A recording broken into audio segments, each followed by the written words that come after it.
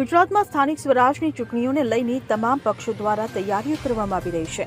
ત્યારે હવે સ્થાનિક સ્વરાજની ચૂંટણી ક્યારે યોજાશે તેને લઈને મોટું અપડેટ સામે આવ્યું છે, જેમાં જાણવા મળી રહ્યું છે કે ઉત્તરાયણ બાદ ગમે તે ઘડીએ પાલિકા પંચાયતની ચૂંટણીની જાહેરાત થઈ શકે છે।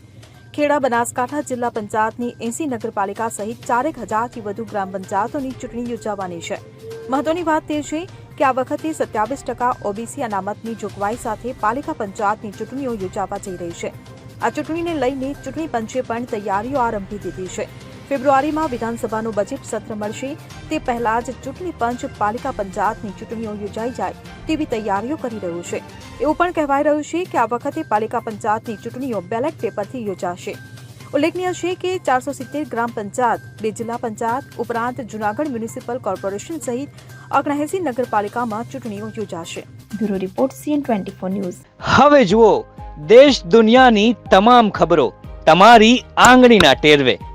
ઉઠાવો મોબાઈલ અને Google Play Store પરથી ડાઉનલોડ કરો અમારી CN24 ન્યૂઝ મોબાઈલ એપ।